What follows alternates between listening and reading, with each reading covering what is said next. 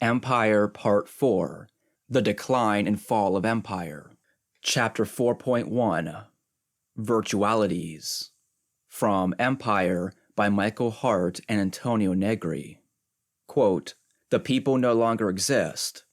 Or not yet. The people are missing." End quote by Gilles Deleuze. In the course of our argument, we have generally dealt with empire in terms of a critique of what is and what exists, and thus in ontological terms. At times, however, in order to reinforce the argumentation, we have addressed the problematic of empire with an ethico-political discourse, calculating the mechanics of passions and interests. For example, when early in our argument, we judged empire as less bad or better than the previous paradigm of power from the standpoint of the multitude. English political theory in the period from Hobbes to Hume presents perhaps the paradigmatic example of such an ethico-political discourse, which began from a pessimistic description of pre-social human nature and attempted through reliance on a transcendental notion of power to establish the legitimacy of the state. The more or less liberal Leviathan is less bad with respect to the war of all against all, better because it establishes and preserves peace. This style of political theorizing, however, is no longer very useful. It pretends that the subject can be understood pre-socially and outside the community, and then imposes a kind of transcendental socialization on it. In empire, no subjectivity is outside, and all places have been subsumed in a general non-place. The transcendental fiction of politics can no longer stand up and has no argumentative utility because we all exist entirely within the realm of the social and the political. When we recognize this radical determination of postmodernity, political philosophy forces us to enter the terrain of ontology. Outside measure, the immeasurable. When we say that political theory must deal with ontology, we mean first of all that politics cannot be constructed from the outside. Politics is given immediately. It is a field of pure immanence. Empire forms on the superficial horizon where our bodies and minds are embedded. It is purely positive. There is no external logic machine that constitutes it. The most natural thing in the world is that the world appears to be politically united, that the market is global, and that power is organized throughout this universality. Imperial politics articulates being in its global extension, a great sea that only the winds and current move. The neutralization of the transcendental imagination is thus the first sense in which the political in the imperial domain is ontological. The political must also be understood as ontological owing to the fact that all the transcendental determinations of value and measure that used to order the deployments of power, or really determine its prices, subdivisions, and hierarchies, have lost their coherence.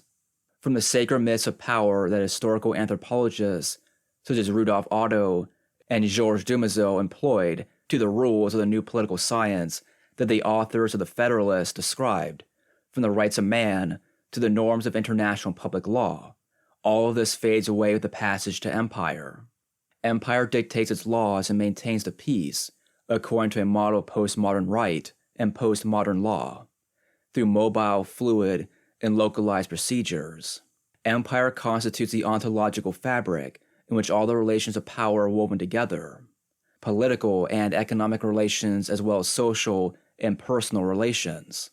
Across this hybrid domain of the biopolitical structure being is where the internal structure of imperial constitution is revealed, because in the globality of biopower, every fixed measure of value tends to be dissolved, and the imperial horizon of power is revealed finally to be a horizon outside measure. Not only the political transcendental, but also the transcendental as such, has ceased to determine measure. The great Western metaphysical tradition has always abhorred the immeasurable. From Aristotle's theory of virtue as measure to Hegel's theory of measure as the key to the passage from existence to essence, the question of measure has been strictly linked to that of transcendent order. Even Marx's theory of value pays its dues to this metaphysical tradition. His theory of value is really a theory of the measure of value. Only on the ontological horizon of empire, however, is the world finally outside measure. And here, we can see clearly the deep hatred that metaphysics has for the immeasurable. It derives from the ideological necessity to a given transcendent ontological foundation to order.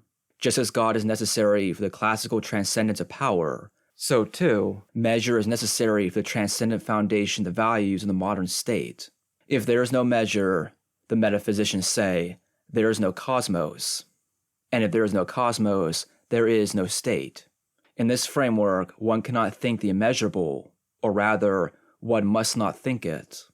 Throughout modernity, the immeasurable was the object of an absolute ban, an epistemological prohibition.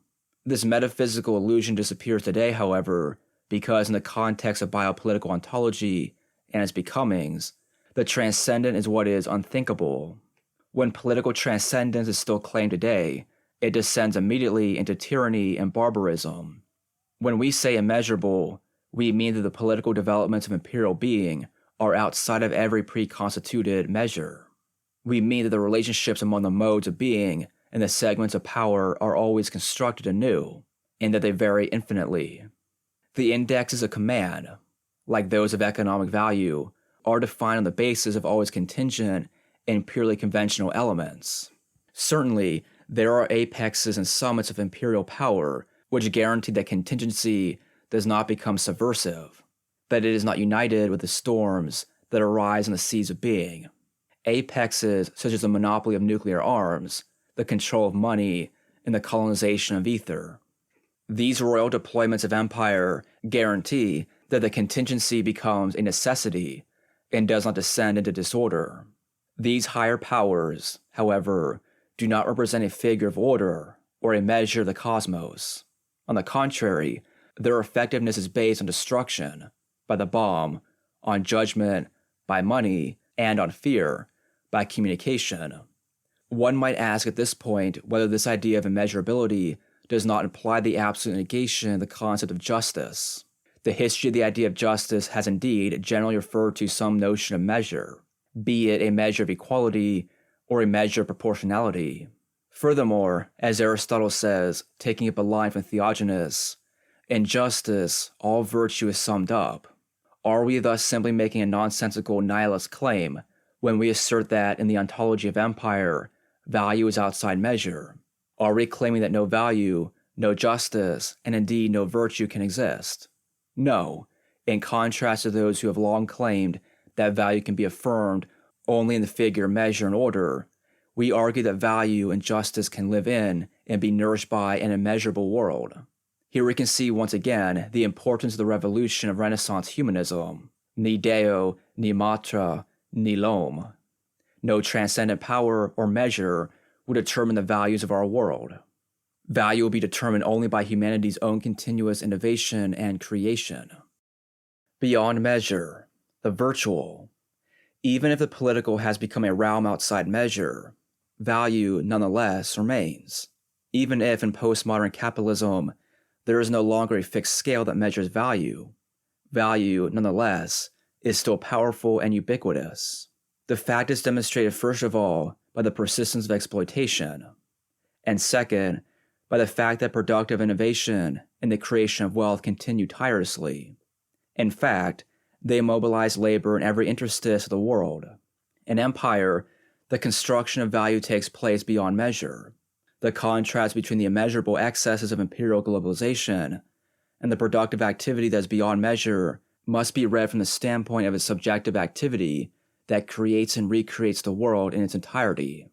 What we need to highlight at this point, however, is something more substantial than the simple claim that labor remains the central constituent foundation of society as capital transforms to its postmodern stage.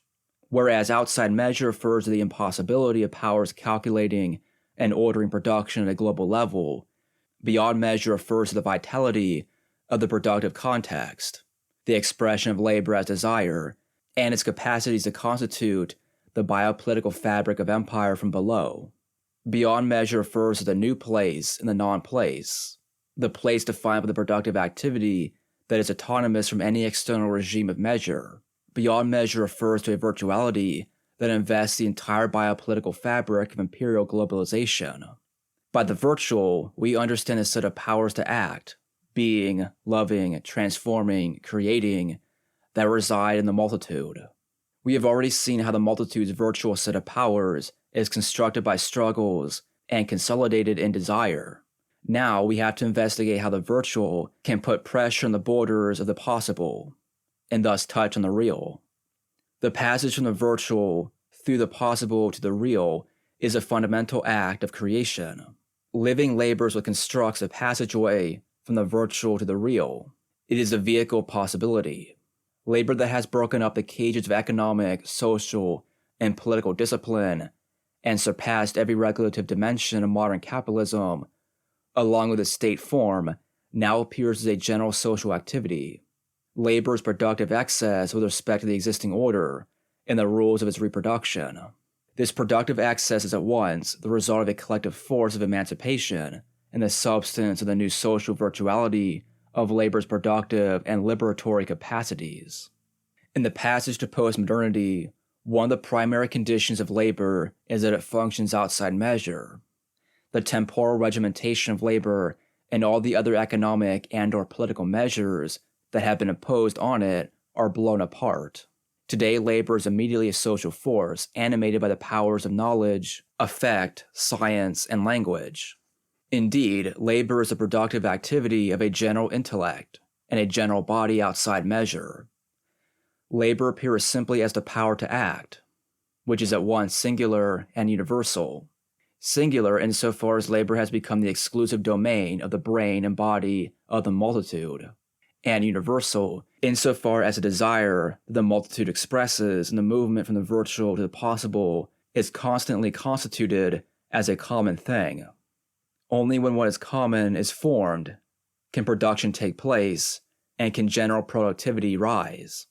Anything that blocks this power to act is merely an obstacle to overcome, an obstacle that is eventually outflanked, weakened, and smashed by the critical powers of labor and the everyday passional wisdom of the effects. The power to act is constituted by labor, intelligence, passion, and effect in one common place. This notion of labor as a common power to act stands in contemporaneous, coextensive, and dynamic relationship to the construction of community. This relationship is reciprocal, such that on the one hand, the singular powers of labor continuously create new common constructions, and on the other hand, what is common becomes singularized. We can thus define the virtual power of labor as a power of self-valorization that exceeds itself, flows over onto the other, and, through this investment, constitutes an expansive commonality. The common actions of labor, intelligence, passion, and effect configure a constituent power. The process we are describing is not merely formal, it is material, and it is realized in the biopolitical terrain. The virtuality of action and the transformation of material conditions, which at times are appropriated by and enrich this power to act, are constituted in ontological mechanisms or apparatuses beyond measure. This ontological apparatus beyond measure is an expansive power, a power of freedom, ontological construction, and omnilateral dissemination. This last definition could be considered redundant if the power to act constitutes value from below, if it transforms value according to the rhythm of what is common, and if it appropriates constitutively the material conditions of its own realization. Then it is obvious that in it resides an expansive force beyond measure. This definition is not redundant, however, but rather adds a new dimension to the concept insofar as it demonstrates the positive character of the non-place and the irrepressibility of common action beyond measure. This expansive definition plays an anti-dialectical role, demonstrating the creativity of what is beyond measure. With reference to the history of philosophy, we could add, in order to define the sense of this expansive power, that whereas the definitions of the power to act in terms of the singular and the common are Spinozist, this last definition is really a Nietzschean conception. The omnilateral expansiveness of the power to act demonstrates the ontological basis of transvaluation. That is, its capacity not only to destroy the values that descend from the transcendental realm of measure, but also to create new values. The ontological terrain of empire, completely plowed and irrigated by a powerful, self-valorizing, and constituent labor, is thus planted the virtuality that seeks to be real. The keys of possibility, or really the modalities of being, that transform the virtual into reality, reside in this realm beyond measure. Parasite. One might object at this point that, despite the powers of the multitude, this empire still exists and commands. We ourselves have amply described its functioning and highlighted its extreme violence. With respect to the virtuality of the multitude, however, imperial government appears as an empty shell or a parasite. Does this mean the investments of power that empire continuously makes in order to maintain imperial order and the powerlessness of the multitude really are ineffective? If this were the case, then the argumentation we've been developing up to this point about the extrinsic character of imperial government with respect to the ontological developments of the multitude would be contradictory. The gap between virtuality and possibility that we think can be bridged from the standpoint of the action of the multitude is effectively held open by imperial domination. The two forces seem to stand in contradiction. We do not, however, think that this is really a contradiction. Only in formal logic is contradiction static. Contradiction is never static, however, in material logic. That is, political, historical, and ontological logic, which poses it on the terrain of the possible, and thus on the terrain of power. Indeed, the relationship that imperial government imposes on the virtuality of the multitude is simply a static relationship of oppression. The investments of imperial government are essentially negative, deployed through procedures intended to order coercively the actions and events that risk descending into disorder. In all cases, the effectiveness of imperial government is regulatory and not constituent, not even when its effects are long-lasting. The redundancies of imperial command configure at most the chronicle that records political life, or really, the most feeble and repetitive image of the determinations of being. The royal prerogatives of imperial government, its monopoly over the bomb, money, and the communicative ether, are merely destructive capacities and thus powers of negation. The action of imperial government intervenes in the multitude's project to suture together virtuality and possibility only by disrupting it and slowing it down. In this respect, empire does touch on the course of historical movement, but it cannot for that reason be defined as a positive capacity. On the contrary, the legitimacy of its command is only increasingly undermined by these movements. When the action of empire is effective, this is due not to its own force, but to the fact that it is driven by the rebound from the resistance of the multitude against imperial power. One might say, in this sense, that resistance is actually prior to power. When imperial government intervenes, it selects the liberatory impulses of the multitude in order to destroy them, and in return, it is driven forward by resistance. The royal investments of empire and all its political initiatives are constructed according to the rhythm of the acts of resistance that constitute the being of the multitude. In other words, the effectiveness of empire's regulatory and repressive procedures must finally be traced back to the virtual, constitutive action of the multitude.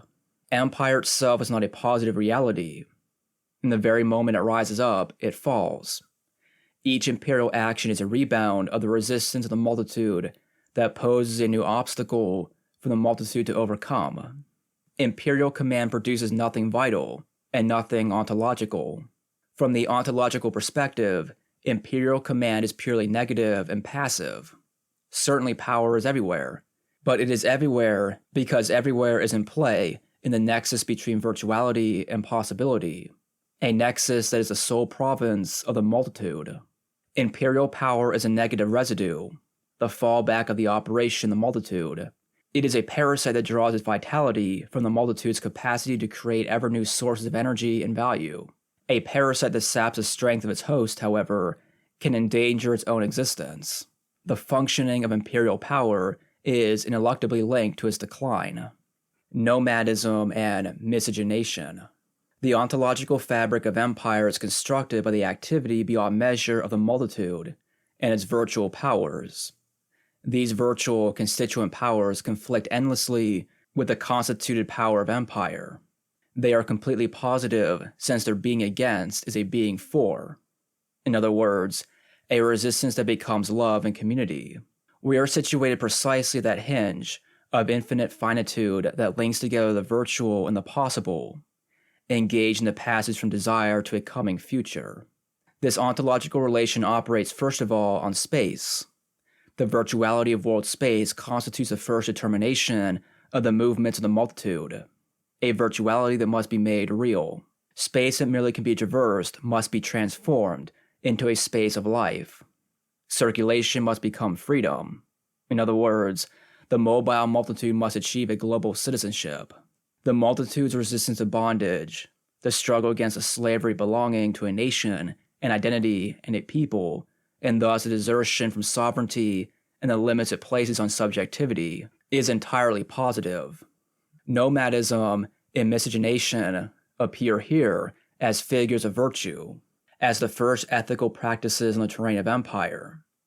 From this perspective, the objective space of capitalist globalization breaks down. Only a space is animated by subjective circulation, and only space is defined by the irrepressible movements, legal or clandestine, of individuals and groups can be real. Today's celebrations of the local can be regressive and even fascistic when they oppose circulations and mixture, and thus reinforce the walls of nation, ethnicity, race, people, and the like. The concept of the local, however, need not be defined by isolation and purity. In fact, if one breaks down the walls that surround the local, and thereby separate the concept from race, religion, ethnicity, nation, and people, one can link it directly to the universal. The concrete universal is what allows the multitude to pass from place to place and make its place its own. This is the commonplace in nomadism and miscegenation. Through circulation, the common human species is composed, a multicolored Orpheus of infinite power. Through circulation, the human community is constituted. Outside every enlightenment cloud or Kantian reverie, the desire of the multitude is not the cosmopolitical state, but a common species. As in a secular Pentecost, the bodies are mixed, the nomads speak a common tongue. In this context, ontology is not an abstract science. It involves a conceptual recognition of the production and reproduction of being, and thus the recognition that political reality is constituted by the movement of desire and the practical realization of labor as value. The spatial dimension of ontology today is demonstrated through the multitude's concrete processes of the globalization, or really the making common, of the desire for human community. One important example of the functioning of the spatial dimension is demonstrated by the processes that brought an end to the Third World. Along with all the glory and disgrace of its past struggles, the power of desires that ran throughout its processes of liberation, and the poverty of results that crown its success.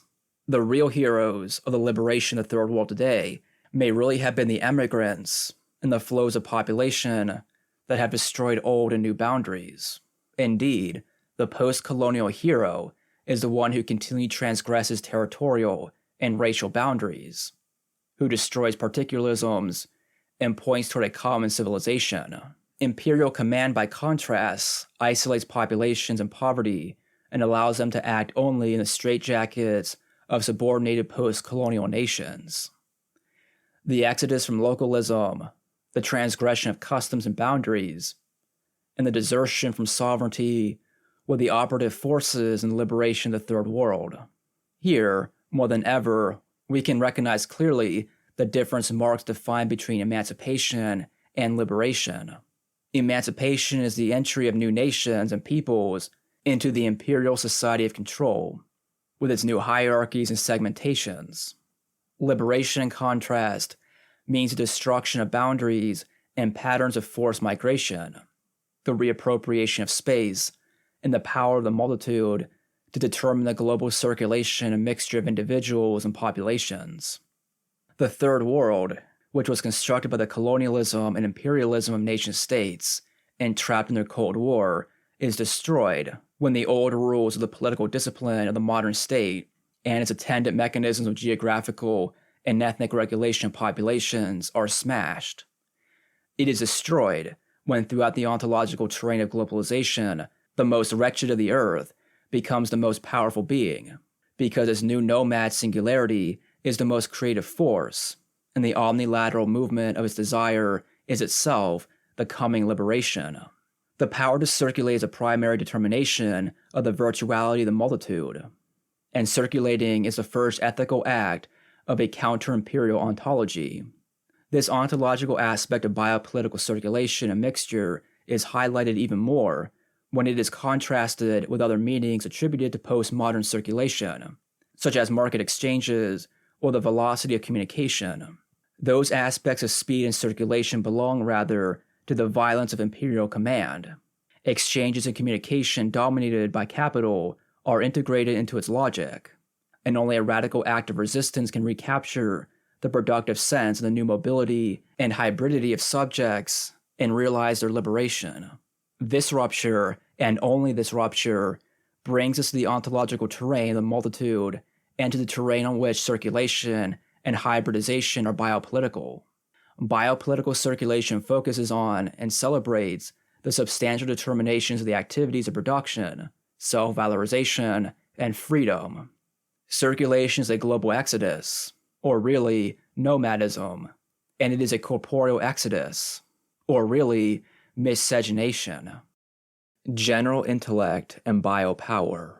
We insisted earlier on the importance and limitations of Marx's notion of general intellect. At a certain point in capitalist development, which Marx only glimpsed as the future, the powers of labor are infused by the powers of science, communication, and language. General intellect is a collective social intelligence created by accumulated knowledges, techniques, and know-how. The value of labor is thus realized by a new universal and concrete labor force through the appropriation and free usage of the new productive forces. What Marx saw as the future is our era. This radical transformation of labor power and the incorporation of science, communication, and language into productive force have redefined the entire phenomenology of labor and the entire world horizon of production. The danger of the discourse of general intellect is that it risks remaining entirely on the plane of thought, as if the new powers of labor were only intellectual and not also corporeal. As we saw earlier, new forces and new positions of effective labor characterize labor power as much as intellectual labor does.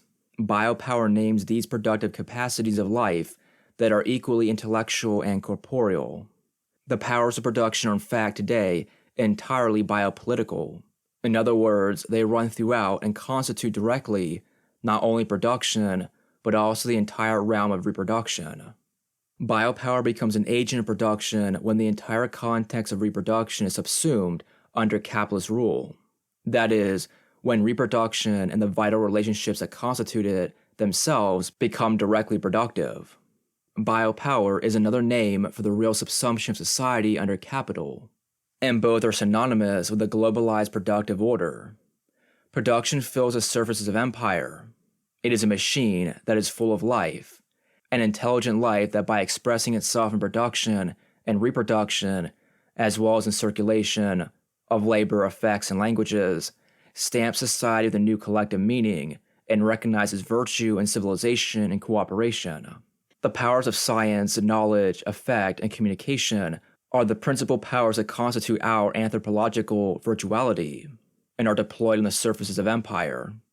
This deployment extends across the general linguistic territories that characterize the intersections between production and life.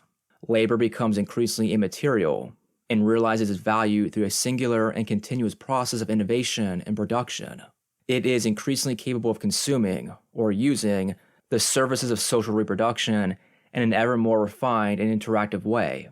Intelligence and effect, or really, the brain coextensive with the body, just when they become the primary productive powers, make production and life coincide across the terrain on which they operate, because life is nothing other than the production and reproduction of the set of bodies and brains.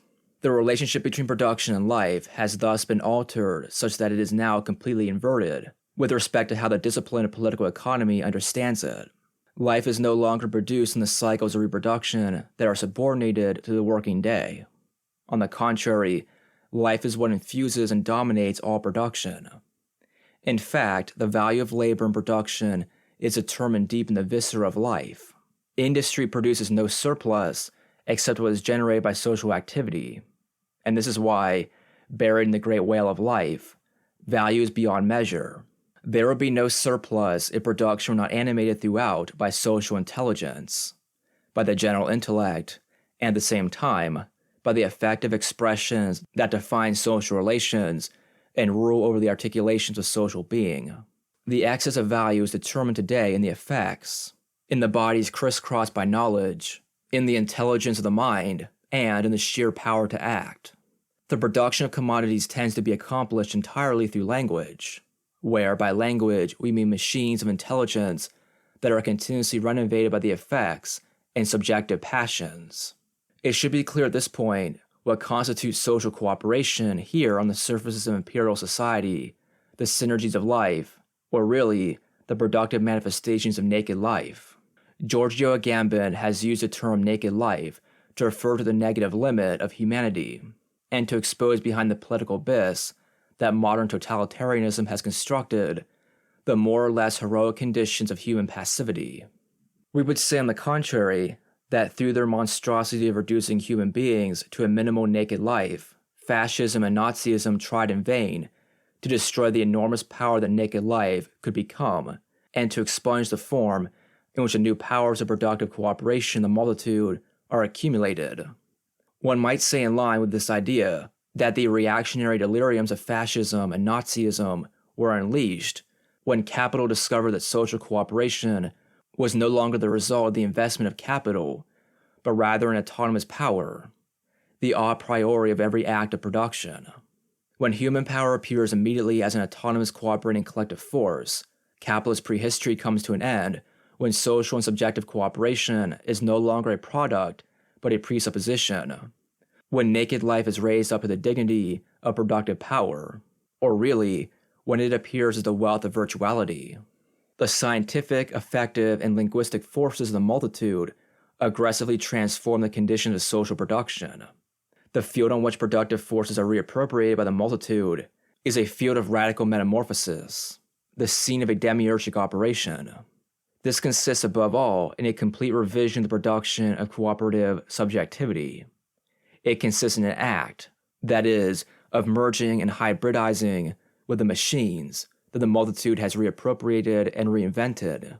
It consists, therefore, in an exodus that is not only spatial, but also mechanical, in the sense that the subject is transformed into, and finds the cooperation that constitutes it multiplied in the machine. This is a new form of exodus, an exodus toward or with the machine, a machinic exodus. The history of the modern worker and of the subject of modern sovereignty already contains a long catalog of machinic metamorphoses, but the hybridization of humans and machines is no longer defined by the linear path it followed throughout the modern period. We have reached a moment when the relationship of power that had dominated the hybridizations and machinic metamorphoses can now be overturned. Marx recognized that the conflict between workers and machines was a false conflict. Quote, "It took both time and experience before the workers learned to distinguish between machinery and its employment by capital, and therefore to transfer their attacks from the material instruments of production to the form of society which utilizes these instruments." End quote. Now the new virtualities, the naked life of the present, had the capacity to take control of the processes of machinic metamorphosis. In Empire, the political struggle over the definition of machinic virtuality, or really, over the different alternatives of the passage between the virtual and the real, is a central terrain of struggle. This new terrain of production and life opens for labor a future of metamorphoses that subjective cooperation can and must control ethically, politically, and productively. Res gestae, machinae. In recent years, there has been much talk of the end of history, and there have also been made many justified objections to the reactionary celebrations of an end of history that would see the present state of rule as eternal.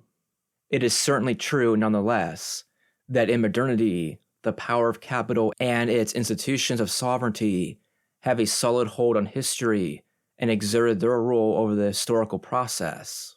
The virtual powers of the multitude in postmodernity signal the end of that rule in those institutions. That history has ended. Capitalist rule is revealed as a transitory period. And yet, if the transcendent teleology that capitalist modernity constructed is coming to an end, how can the multitude define instead a materialist telos? We will be able to respond to this question only after conducting a phenomenological and historical analysis of the relationship between virtuality and possibility. That is, after responding to the question if, how, and when the virtuality of the multitude passes through possibility and becomes reality. The ontology of the possible is, in this sense, the central terrain of analysis. This problematic has been posed by authors from Lukács to Benjamin, from Adorno to the later Wittgenstein, from Foucault to Deleuze, and indeed by nearly all those who have recognized the twilight of modernity. In all of these cases, the question was posed against such tremendous metaphysical obstacles, and we can now see how pallid the responses were with respect to the enormity of the question. What is certain today is that the problematic does not risk repeating the old models in the metaphysical tradition, even the most powerful ones. In fact, every metaphysical tradition is now completely worn out. If there is to be a solution to the problem, it cannot help being material and explosive. Whereas our attention was first drawn to the intensity of the elements of virtuality that constituted the multitude, now it must focus on the hypothesis that those virtualities accumulate and reach a threshold of realization adequate to their power. This is the sense in which we speak of general intellect and its articulations in knowledge, effect, and cooperation. And similarly, the sense in which we speak of the various forms of the collective exodus of those nomadic movements of the multitude that appropriate spaces and renew them. Here we are dealing with two passages. The first consists in the fact that virtuality totalizes the field of the res gestae. Virtuality steps forward and demonstrates the capacity of the historia rerum gestarum to dominate the active virtual singularities has definitively expired.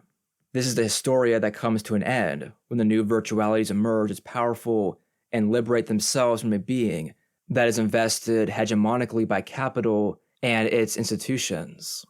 Today, only the res gestae are charged with historical capacities. Or rather, today there is no history, only historicity. The second passage consists in the fact that these singular virtualities, as they gain their autonomy, also become self-valorizing. They express themselves in machines of innovation. They not only refuse to be dominated by the old systems of value and exploitation, but actually create their own irreducible possibilities as well. Here's where a materialist telos is defined, found in the action of singularities, a teleology that is a resultant of the res gestae, and a figure of the machinic logic of the multitude. The res gestae, the singular virtualities that operate the connection between the possible and the real, are in the first passage outside measure, and in the second beyond measure. Singular virtualities, which are the hinge between possible and real, play both these cards, being outside measure as a destructive weapon, deconstructive in theory, and subversive in practice, and being beyond measure as a constituent power. The virtual and the possible are wedded as irreducible innovation and as a revolutionary machine.